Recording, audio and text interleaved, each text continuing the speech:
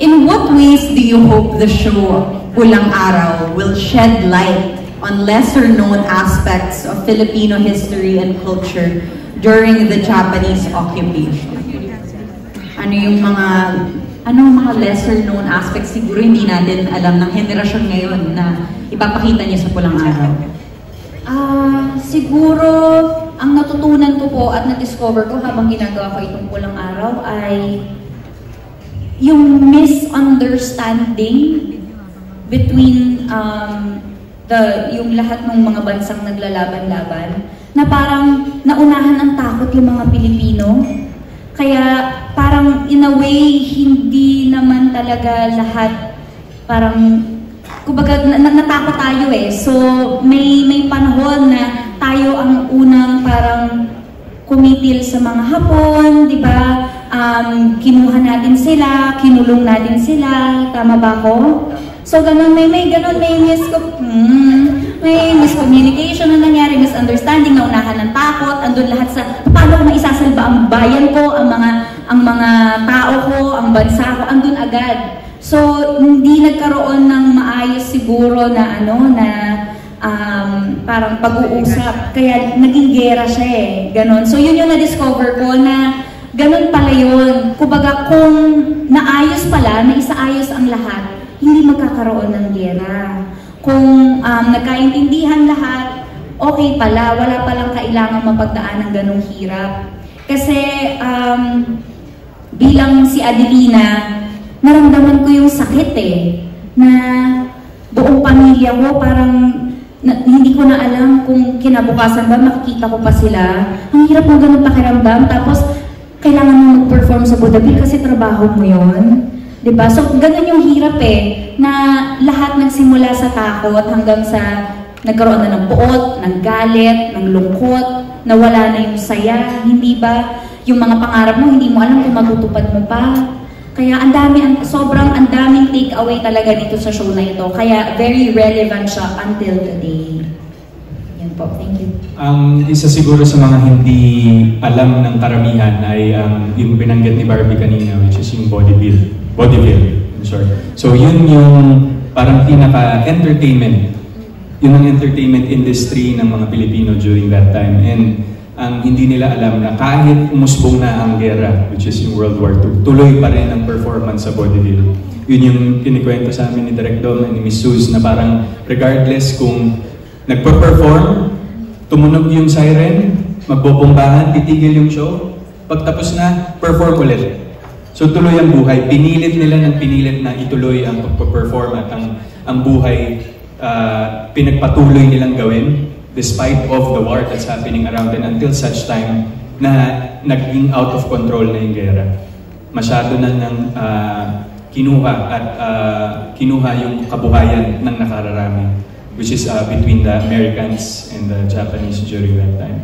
So yung doon din ako nagugulat sa aspetong yun na parang hindi na ang Pilipino talaga is very resilient regardless of what's happening around them.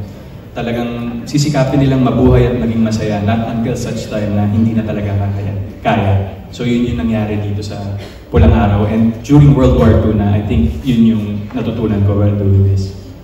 Nakaka-excite. Sanya? Sa akin naman, all we knew about Japanese war kasi is on how Filipinos kasi parang nakasurvive doon sa war na yan eh, kung paano tayo nagkaroon ng freedom. Kasi yun nakalagay sa history natin eh. Pero dito kasi sa Pulang Araw, it shed light on us Filipinos sa pagiging resilient natin nung panahon ng digmaan. Dahil nung panahon na yun, hopeless yung situation natin eh. Wala tayong ibang alam kundi mabubuhay ba tayo o mamamatay tayo sa kamay ng mga Hapon. Nandun rin yung dasalan yung pinangahawakan natin ng mga panahon na yun. At katulad lang rin ni Teresita, no, na masaklap yung nangyari sa kanya, na kahit na anak siya ng isang mayamang pamilya, nandun yung trauma sa kanya na kahit pala mayaman ka, may mararanasan kang hindi maganda. May mararanasan kang masaklap sa buhay mo, at yun si Teresita. Na nung panahon pala ng digmaan, ito yung mga naramdaman ng ibang mga Pilipino na walang mayaman, walang mahirap, lahat tayo pantay-pantay. So yun ang kwento ng Pulang Araw. Ang galing ng nire-representa ng bawat karakter na talagang multidimensional ang Pulang Araw at iba't ibang storya ng mga tao ng panahon ngayon, mga Pilipino at Hapones nung panahon noon ang makikita natin. Ngayon, ang susunod nating tanong ay para kay Alden mula sa Inquirer.net. So sabi nila, you previously said that you got emotional over a certain torture scene. Aside from this, what were the challenges you faced with Eduardo and how did you move forward from them? Kasi po like kami as actors, meron po kami mga proseso na bago po namin gawin ang isang eksena, regardless po kung magaan man or mabigat yan, meron kaming prosesong ginagawa. For some reason po kasi, when it comes to the torture scenes, ginawa namin ni Miko yun. And yung sa part din nila Sanya, which is yung sa side naman ng mga comfort women, kami kasi ay tinorture sa concentration camp ng mga Hapon sa Fort Santiago yan. So, meron kasing reality aspect yung Pulang Araw eh. Nangyari siya talaga eh. So, ang mahirap sa akin during that time is yung kung paano kumalas doon sa trauma. Usually kasi on-off ako eh, hindi ako nagdadala ng character after certain taping day or shooting day. But for some reason, itong Pulang Araw, paulit-ulit nagtatanong yung isip ko. Sabi na, dinamis to ng mga kapwa natin Pilipino. It's very emotional, it's very disturbing, and even kahit inaarte lang namin siya, nararamdaman namin yung trauma kasi yung setup, di ba nasa loob kami ng parang isang dungeon, madilim, mausok, tapos pinapahirapan kami ng mga Hapones. So, it was something that I never knew I would experience while doing Pulang Araw kasi at one point, meron tayong mga kababayan, especially our lolos and lolas or older, na dumaan doon. So, I think, kaya siguro I think I also consider this project as one of my most important projects for this year is because of the legacy that we will be telling, the untold legacy of the Filipinos during World War II. Hindi lang pag-arte ang ginawa niyo, kundi pagsasabuhay ng mga tunay na storya ng mga Pilipino. Okay. Sorry. Nadadama ko, Alden. Ito naman mula sa Tatler Philippines, para ulit sa inyong apat. What interests you the most in this story and your character? So individually, kwentuhan nyo kami sa mga karakter nyo, and why should today's generation know about these narratives?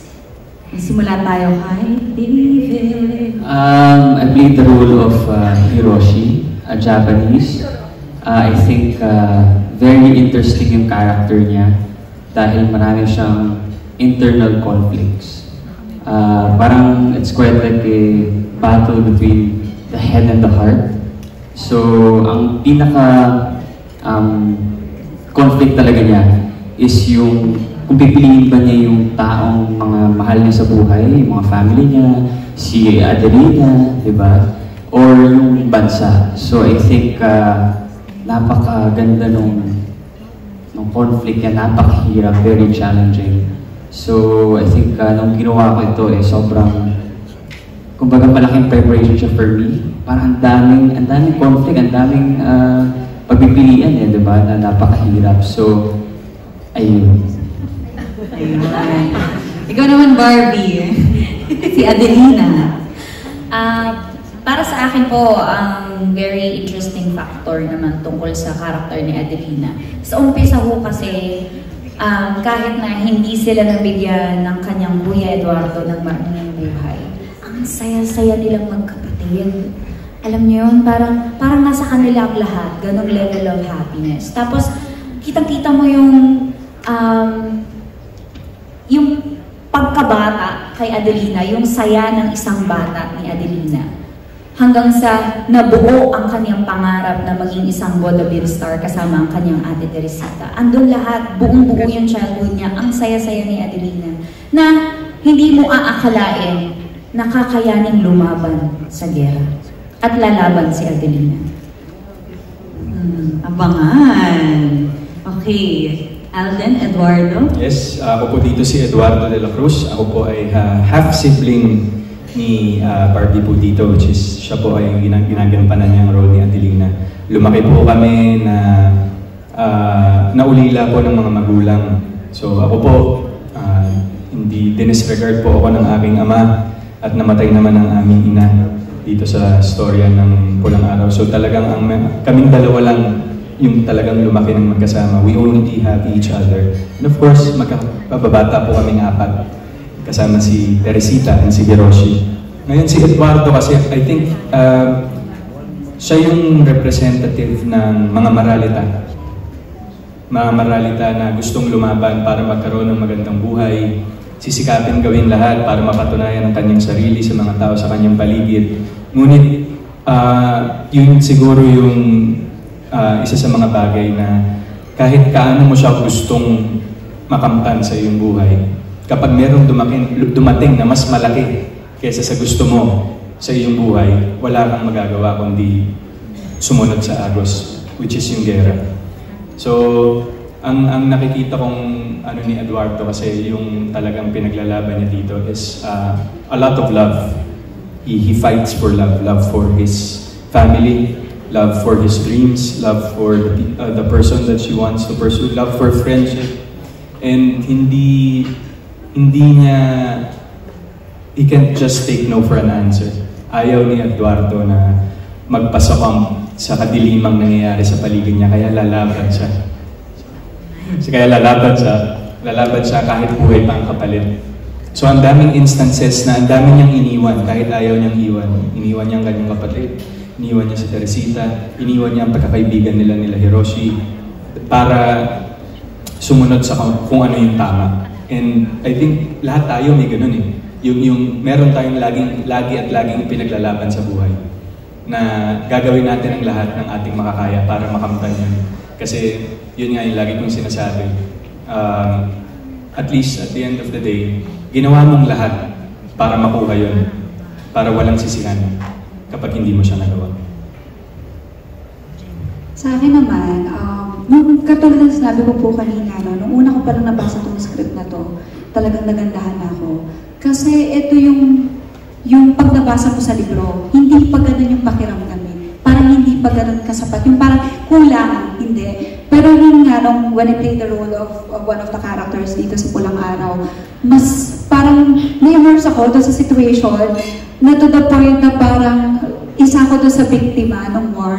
Ganun yung pakiramdam niya, na mahalaga para sa ating mga henerasyon ngayon at sa mga susunod pa, na malaman natin na yung hirap nila, lalo na sa story ng Comfort Woman din, yung lahat ng pagsasakripisyo nila, lahat ng mga dinanas nila noong panahon ng World War II ay hindi talaga biro.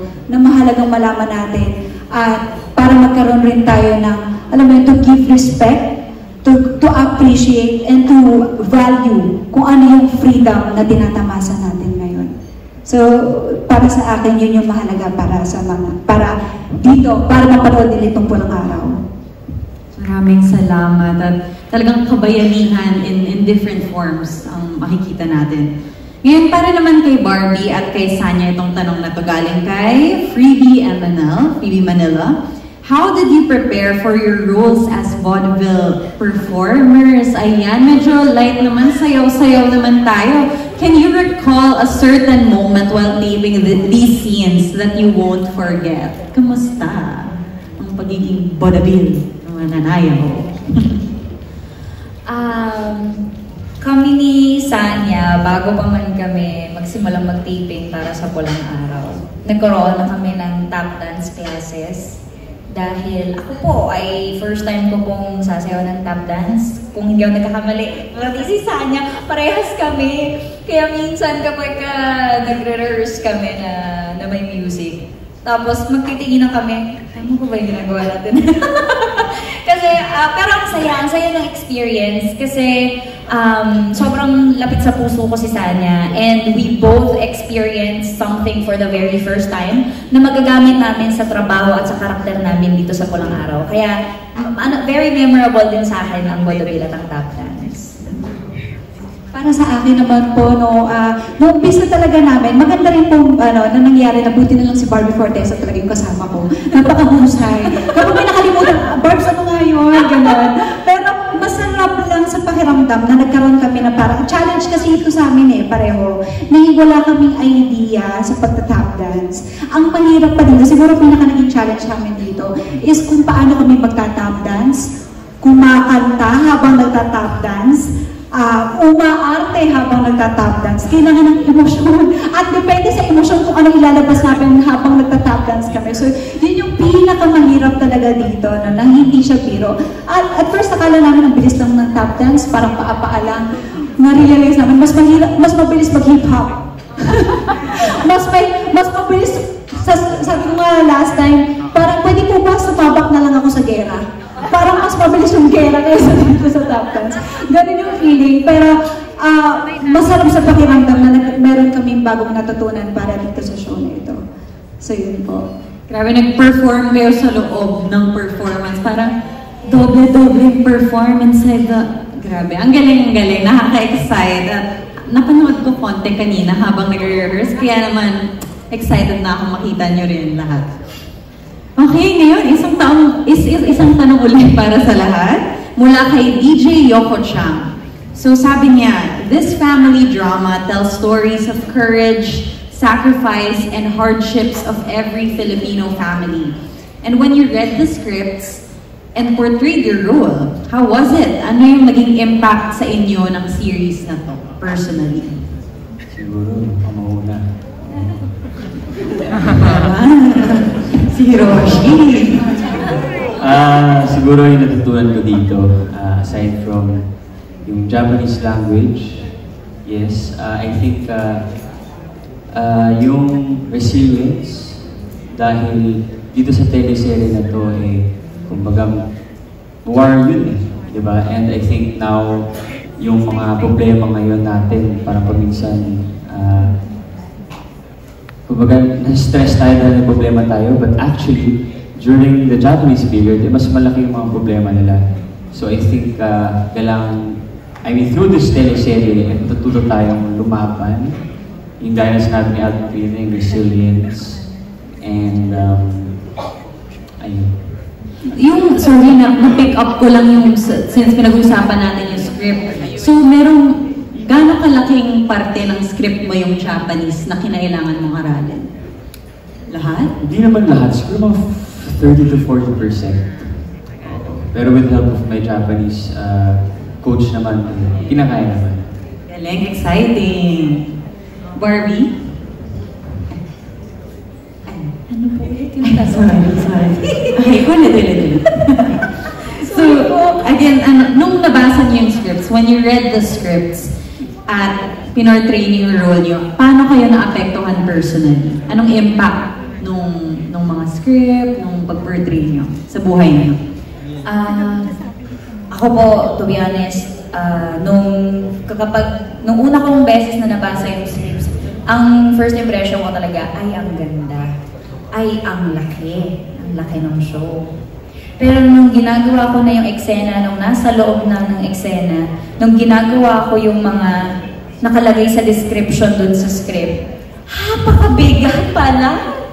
Grabe, ang sakit sa puso. Sabi ko nga yung huling taping namin, kasi medyo nasa kalagitnaan na kami ng pagtitaping, so nasa gitna na kami ng gera. Nanlata talaga ako. Kasi yung height ng emotions, yung intensity niya, di ba? Tapos bigla kang kakalas. Dapat doon, right after the scene, kailangan mong kumalas kasi lunch break na. Diba?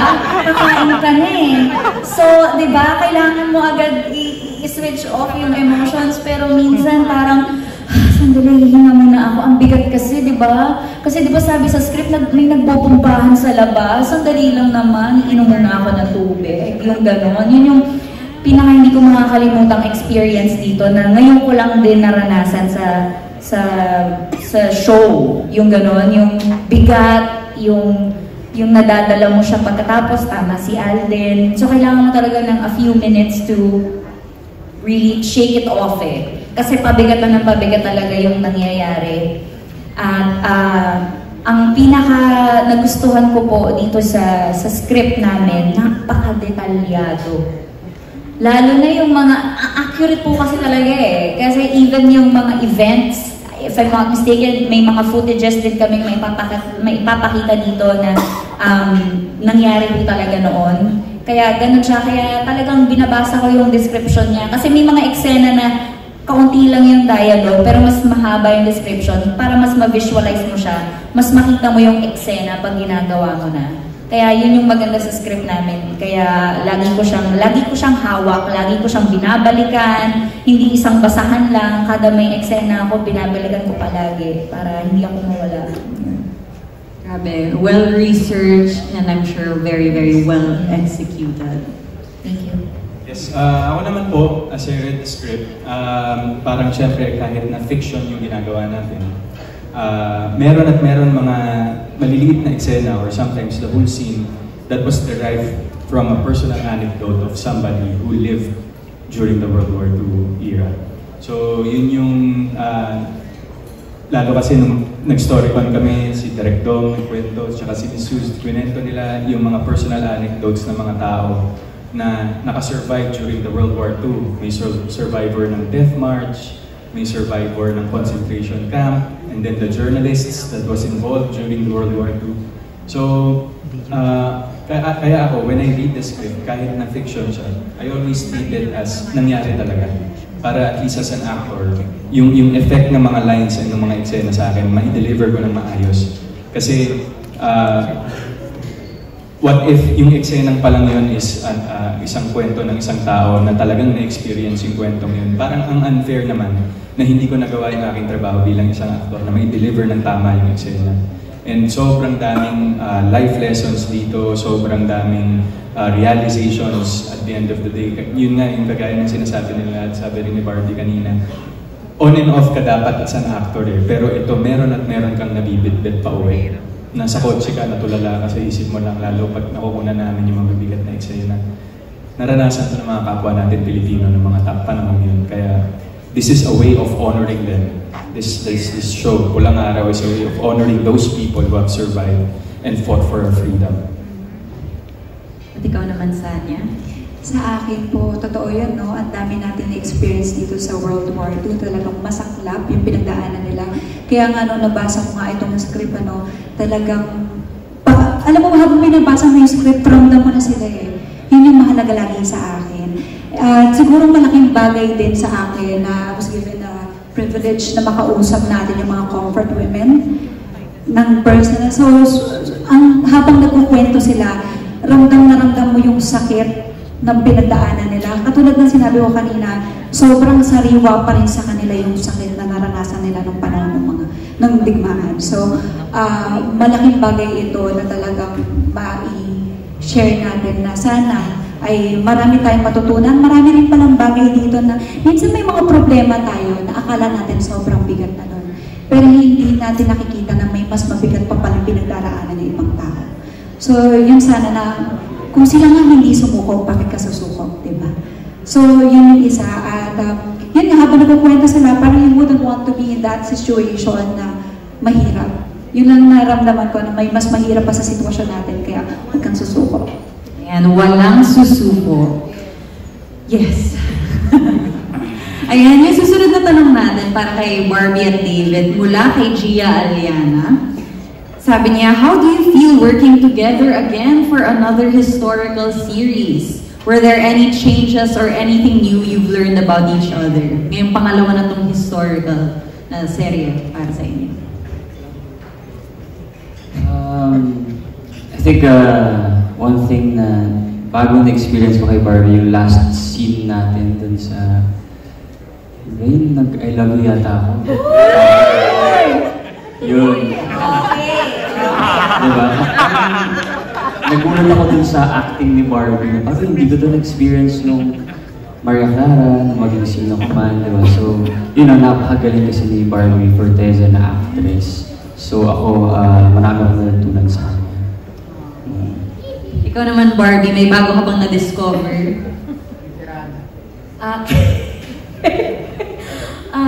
Ang na-discover ko naman kay David,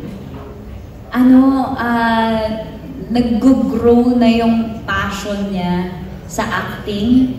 Talagang natututunan niya ng mahalin yung craft. At natutuwa ako sa kanya dahil talagang pinag-aaralan niyang mabuti yung kanyang Nihongo. Kasi kahit yung Japanese na language, kahit konti lang, kahit yung pagtatagalog niya kasi, Hapon pa rin, 'di ba? So mahirap talaga yung character niya. Tapos tama nga, ang dami niyang internal conflicts, ganyan. Tapos natutuwa ako sa tuwing magka-excite na kami kasi nakikita ko 'yon. Tapos ang kaibahan naman ni Hiroshi sa ibang naging characters niya, mas reserved kasi si Hiroshi. Kasi ang mga Japanese mas reserved, mas hindi mo alam kung anong nararamdaman nila, ganyan. Oo, sushi-sushi lang. Ano sushi-sushi lang? Hindi. Tama, sushi-sushi lang, correct. So, ibang David Licao ko po talaga ang mapapanood natin dito, and I'm just very proud of him. Ayan, at isang tanong para kay Sanya mula sa Flingeros PH. How will your role be important in this drama series, and how do you think your character will be loved by Filipinos? Siguro masasabi na you will surely love my role here sa Pulang Araw. Kasi I would say na my role here as Teresita is the epitome of courage, epitome of courage and survival. Kasi siguro ito yung mas tatawag natin women power sa panahon ngayon na pinakita rin kasi dito ni Teresita kung paano niya nalagpasan at nalabanan yung lahat ng pagsubok ng digmaan. Pinakita niya dito kung paano hindi siya sumuko. Lumaban siya na hindi lang gamit ng sandata, kundi utak at puso. So yun yung matindi para sa karakter ni Teresita na talagang para sa akin, isa yun sa mga katangian ng isang magiting na babae. Na hindi lang sa panahon noong panahon ng Hapon, panahon ng digmaan, kundi hanggang sa panahon ngayon ng mga makabagong Teresita. Na patuloy na lumalaban, diba, sa mga pagsubok, sa mga pang-aabuso, sa mga pagmamaliit, sa lahat ng pagsasawalang halaga ng kanilang karapatan. So yun yung pinaglalaban ng Teresita. So sana po mahalin niyo si Teresita. Sigurado ako ang bagong henerasyon ng mga magigiting na babae ay makikita nilang sarili nila kay Teresita. Ayan. At syempre, may tanong tayo para kay Alden, galing kay Prof. Tof. From your character's perspective, how does the symbolism of Pulang Araw influence your motivations, beliefs, or interactions within the storyline? Malalim ito, Prof. No? Malalim nga. Prof kasi yung nagtanong. So, well, basically po kasi, in my character's perspective, when I started to dissect Eduardo de la Cruz, there's so much happening within yung atmosphere of emotions that was involved during the World War II. So, we yung nagsimula yung pagkikwento ng storya ng Pulang Araw na very light lang. Wala talaga eh. Hindi mo alam mo na magkakaibigan ang mga Hapon at ang mga Amerikano at ang mga Pilipino during that time. But yung character development kasi ni Eduardo, parang as the story goes along, all of it came from childhood. Nagsimula nung siya'y bata pa, tinakwil ng kanyang ama, tapos nabuhay siya kasama ang kanyang half-sister at namatay ang kanilang ina. And then sa murang edad, si Eduardo, inalagaan na niya ang kanyang sarili at ang kanyang kapatid. Yun ang kanyang priority sa buhay during that time. And yung pagkikwento ni Eduardo sa kanyang perspective during that time ng World War II is puro pasakit ang binibigay ng mga dayuhan. Maraming linya si Eduardo na malalim ang hugot. Kagaya lamang nung meron na isang line na nag-stick sa akin na hindi ko makakalimutan. Kakashoot lang natin ito. Sabi ni Eduardo, mabuhay ang Pilipinas na lagi na lamang sinasakop ng mga dayuhan. Kamatayan at kaparusahan ang dapat sa mga hayop na kagaya ninyo. Tapos kausap niyo yung mga Hapon. So I think yung lalim nung despair, nung anger ni Eduardo to all the people who tries to always, sakupin ang Pilipinas is, I think yun ang common sentiments natin as Filipinos. Yun yung lagi nating tanong, bakit ba tayo laging sinasakop? Bakit ba tayo nagpapasakop? And I think dun ko na-discover na as early as 1940s, we always have that mentality na parang regardless kung maraming sumasakop sa atin, hindi mawawala yung dugo ng pagiging Pilipino sa atin. Na lagi natin ipaglalaban kung ano yung tama para sa ating lahat. And I think that's one of the reasons why I fell in love with the character of Eduardo, kasi he always fights for something na dapat para sa lahat. Hindi lang kung ano yung sabihin ng ibang lahi or mga dayuhan sa atin na dapat nating gawin. Hindi ganun kadaling nagpe-bend si Eduardo. Nilalaban niya. So, yun, ang lalim lang. Ang lalim lang din talaga ng dynamics. Actually, all of us, all our characters represents a certain person in society. Like foreigners, di ba? Magkapatid, si Adelina, Teresita, the performers, and all of our cast members here represent someone who have lived during World War II. And I'm just so happy and proud that we are all able to work together in this project. Kasi parang very brilliantly written to, and at the same time, the messaging of Pulang Araw, hindi lang siya, yun nga yung paulit-ulit kong sinasabi, hindi lang siya teleserye, hindi lang siya historical serye. It's a project, it's a relevant project that will showcase the legacy of the Filipinos during that time. Yung darkest time natin sa history. Feeling ko kahit ngayong 2024, lahat ng miyembro ng present society natin, may makikita at makikita sila sa mga karakter na makikilala natin sa Pulang Araw. Okay, ayan. At para sa huling katanungan, para sa lahat, hindi na tayo. Ayan, light lang to. Mula sa Malaya, can you share any memorable moment or experience from working on the set of Pulang Araw? Anong favorite niyo? Share niyo naman sa amin. Ang dami. Memorable. Uy, anong kursan? Huwag sa mga dito! Huwag ka sa akin! Tsaka yung, yung eksena daw. Eksena naman. Siguro hindi ko makakalimutan nung ginawa namin ni Sanay, Kenkoy.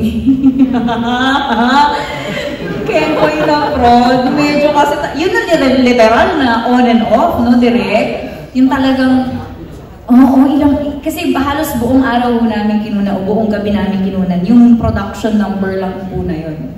Tapos, syempre, pagod, diba? So, then, siguro mga second to the last shot na, or last shot na yun. As in, shutdown na talaga ako. Okay, 5, 4, 3, 2, action! Gumaganon ako automatic siya At ano yun, hanggat nag-a-action sa direct. Ganon lang ako ng ganon. Oo. So, yun, isa sa mga hindi ko makakalimutan. Ang gandang experience, ang gandang i-share din sa ibang mga artista dito. Kasi hindi lang po kami ni Sanya, abangan nyo, makakasama rin namin sa entablado ang aming tatay dito, si Direk Evie Quezon. Yes. Yan po. Iba pang mga sample daw. Makikita niyo mamaya pagka nag-screening tayo. Okay. Ano pang mga favorite moments on set? Kayo? Sa akin, sorry. Pero sa akin, umpisa, sa akin medyo ayoko munang i-disclose kasi baka mo preempt. Pero masasabi ko lang, napakabigat ng eksena na yon. May moment pa nga doon na sobrang intense ng eksena, no? Na dire-diretso lang yung pagkuha ni Direk, hindi siya nagka-cut. Magka-cut lang kami kapag yung ibang angle na. May moment pa doon na habang ginagawa naman yung eksena na ito, nakalulok pa ako ng pawis ng ka-eksena ko. So yun, merong gano'n. Sino kaya? Pawis ang ka-eksena ko, alat B.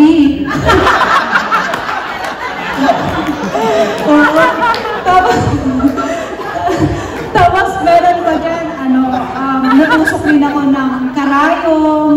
Tapos nung morning, alam mo, pakiramdam ko, hindi ako makabangon sa hindi ako makabangon talaga sa higaan. As in, sobrang, hindi, yan yung pakiramdam, feeling ko, nag-workout ako buong maghapon. Tapos, puro pasa ako. Puro pasa. Pero, ang masasabi ka lang na wala talaga akong regrets nung ginawa ko talaga yon. Hindi ko siya naramdaman habang ginagawa ko yon.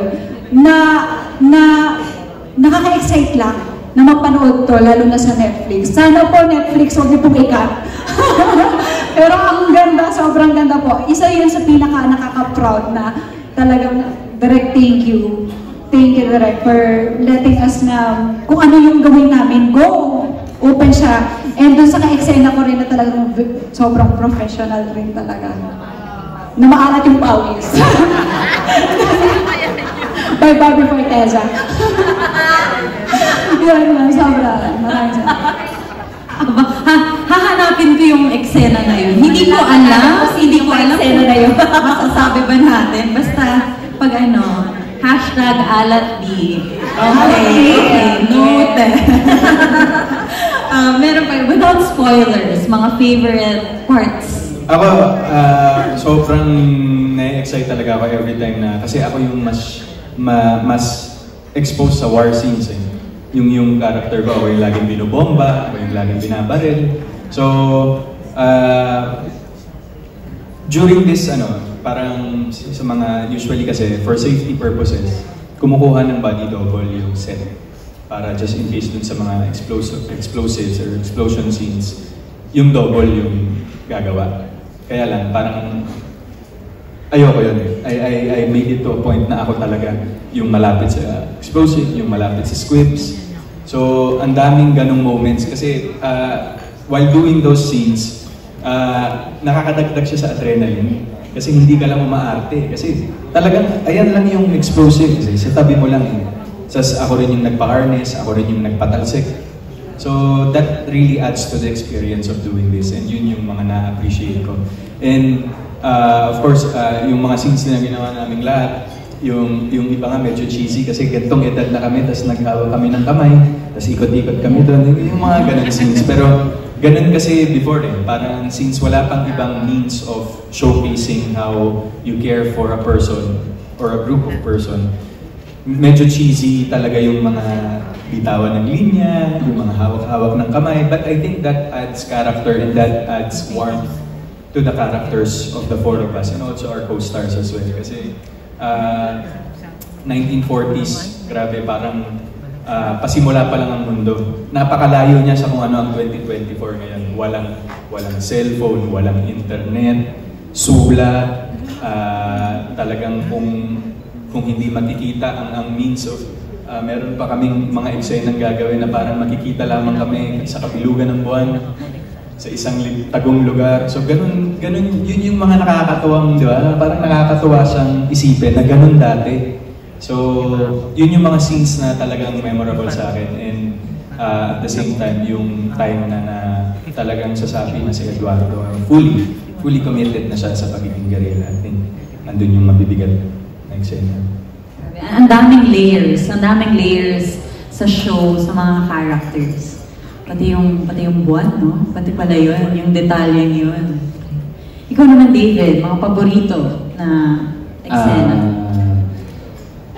To be honest, lahat ng scenes favorite ko dahil I just love working with Direk Don. This seryoso, I super appreciate him. Like every time after na eksena, tinatanong ko siya, Direk, okay ba? Sabi siya, very good, very good. Very good pala ako dito. So parang, alam mo yun, parang gives me the confidence na I need dahil alam kong napakahirap ng teleserye ito, napakahirap ng role ko. So super thankful ako kay Direk. And siguro on top of my mind, yung scene ko with kay Alden nung bawal na pala sabihin. Basta yun, dahil roller coaster emotions, like from happy, naging surprise, tapos naging sad, tapos nagigul, tapos nagalit, tapos sinuntok ko siya. Tapos naging yun. So, I think lahat talaga ng scenes napakaganda for me, but yun yung on top. Yun. Maraming salamat sa inyong apat sa mga magagandang sagot, malalalim na hugot. Maraming salamat at pinaunlakan